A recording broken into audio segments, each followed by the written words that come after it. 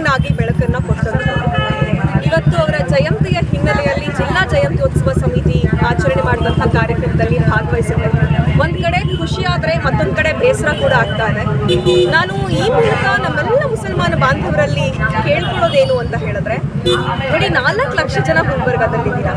ಕಷ್ಟ ಅಂತ ಬಂದಾಗ ಯಾವುದೋ ಕಾಯ್ದೆಗಳನ್ನ ತಂದು ನಮ್ಮ ಮೇಲೆ ಹೇರಕ್ಕೆ ಹೊರಟಾಗ ನಾವು ನಮ್ಮ ಬಾಬಾ ಸಾಹೇಬರು ನಮ್ಮ ಸಂವಿಧಾನ ಅಂತ ಹೇಳ್ತಾ ಇದ್ದೀವಿ. ನಾನು ನಿಮ್ಮೆಲ್ಲರಲ್ಲಿ ರಿಕ್ವೆಸ್ಟ್ ಮಾಡ್ಕೊಳ್ಳೋದು, ದಯವಿಟ್ಟು ಬಾಬಾ ಸಾಹೇಬರ ಚಿಂತನೆಗಳ ಬಗ್ಗೆ ಅರಿತುಕೊಳ್ಳಿ. ಬಾಬಾ ಸಾಹೇಬರು ಕೊಟ್ಟಿರೋ ಸಂವಿಧಾನದ ಕಾರಣದಿಂದಾಗಿಯೇ ಇವತ್ತು ನಾವು ನಮ್ಮೆಲ್ಲ ಹಕ್ಕುಗಳಿಗೋಸ್ಕರ ಹೋರಾಟಕ್ಕಾಗ್ತಾ ಇರುವಂಥದ್ದು, ಎಜುಕೇಷನ್ ಪಡ್ಕೊಳ್ತಾ ಇರುವಂಥದ್ದು, ನಮ್ಮ ಮಕ್ಳಿಗೆ ಸ್ಕಾಲರ್ಶಿಪ್ ಸಿಗ್ತಾ ಇರುವಂಥದ್ದು, ನಾವು ರೋಡಲ್ಲಿ ನಿಂತು ನಮಗೆ ಹಿಜಾಬ್ ಬೇಕು ಹಾಕೊಂಡು ಹೋಗ್ತೀವಿ ಅಂತ ಕೇಳ್ತಾ ಇರೋದು, ಅಥವಾ ನಾವು ಏನು ತಿನ್ನಬೇಕು, ನಾವು ದನದ ಮಾಂಸ ತಿನ್ನಬೇಕು ಅಂತ ಅಂದ್ರೆ ಅದನ್ನು ತಿನ್ನೋಕೆ ನಮ್ಗೆ ಹಕ್ಕಿದೆ, ನಮ್ಮ ಬಾಬಾ ಸಾಹೇಬ್ ಹಾಕಿ ಕೊಟ್ಟಿದ್ದಾರೆ ಅಂತ ಕೇಳ್ತಾ ಇರೋದು ಬಾಬಾ ಸಾಹೇಬರು ಬರ್ತಿರುವ ಸಂವಿಧಾನದ ಕಾರಣದಿಂದ. ಆದರೆ ನಾವಿವತ್ತು ಅದನ್ನೆಲ್ಲ ಮರೆತಿದ್ದೀವಿ.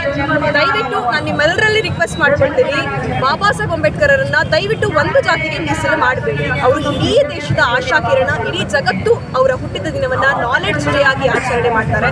ಆದರೆ ನಾವು ಅದನ್ನ ಮರೆತು ಒಂದು ಜಾತಿಗೆ ಸೀಮಿತ ಮಾಡಿದ್ದೀವಿ. ಆ ಥರ ಮಾಡೋದು ಬೇಡ. ಎಲ್ಲ ಹಕ್ಕುಗಳನ್ನ, ಎಲ್ಲ ಕಾನೂನುಗಳನ್ನ, ಕಾಯ್ದೆಗಳನ್ನ ಬದಲಾವಣೆ ಮಾಡ್ತೀವಿ ಅಂತ ಕೂತಿರುವಂತಹ ಬಿಜೆಪಿ ಮತ್ತು ಸಂಘ ಪರಿವಾರಕ್ಕೆ ಬುದ್ಧಿಯನ್ನ ಕಲಿಸಬೇಕು ಅಂತ ಹೇಳಿದ್ರೆ ಅದಕ್ಕೆ ಇರುವಂತಹ ಏಕೈಕ ಸಿದ್ಧಾಂತ ಅದು ಬಾಬಾ ಸಾಹೇಬ್ ಅಂಬೇಡ್ಕರ್ ಅವರ ಸಿದ್ಧಾಂತ, ಸಂವಿಧಾನದ ಸಿದ್ಧಾಂತ. ಸಂವಿಧಾನವನ್ನು ಉಳಿಸ್ಕೊಳ್ಳೋದಕ್ಕೆ ನಾವೆಲ್ಲರೂ ಪಣ ತೊಡೋಣ. ವೀಕ್ಷಕರೆಲ್ಲರಿಗೂ ಕೂಡ ಅಂಬೇಡ್ಕರ್ ಜಯಂತಿಯ ಶುಭಾಶಯಗಳು, ಜ್ಞಾನದ ಜಯಂತಿಯ ಶುಭಾಶಯಗಳು. ಮ್ಯಾಮ್, ಕಲಬುರಗಿ ನಗರ ಪ್ರೋಗ್ರಾಮ್ ಹೇಗೆ ಅನಿಸಿದೆ ಮ್ಯಾಮ್ ನಿಮಗೆ? ನನಗೆ ತುಂಬ ಖುಷಿ ಆಗುತ್ತೆ. ಗುಲ್ಬರ್ಗಾಗೆ ಬಂದೆ ಅಂತ ಅಂದರೆ ಒಂದು ಯಾವುದಾದ್ರು ಶರಣರ ಕಾರ್ಯಕ್ರಮ ಇರುತ್ತೆ, ಸೂಫಿಗಳ ಕಾರ್ಯಕ್ರಮ ಇರುತ್ತೆ, ಅಥವಾ ಬಾಬಾ ಸಾಹೇಬ್ರ ಕಾರ್ಯಕ್ರಮಗಳು, ಚಿಂತನ ಲಹರಿಗಳಿರುತ್ತೆ.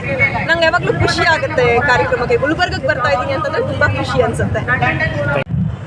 Ladies and gentlemen, Dr. Ambedkar was a jewel. His life was and is still an inspiration.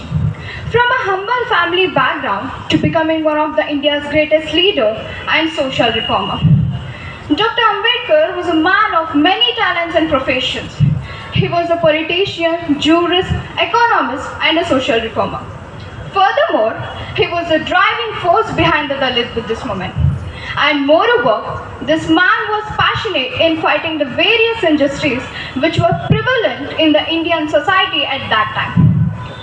Dr. Ambedkar was the first Indian to pursue a doctorate of economic degree in the foreign university.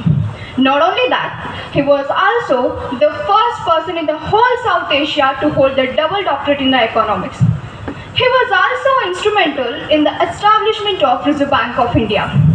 He was an economist par excellence and had stated that nothing will stabilize a rupee unless we stabilize its general purchasing power.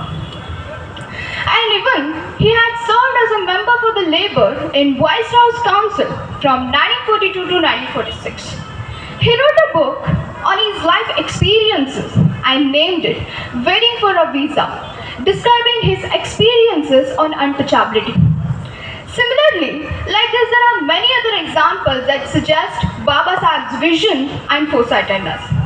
He was the first to suggest the partition of Bihar and Madhya Pradesh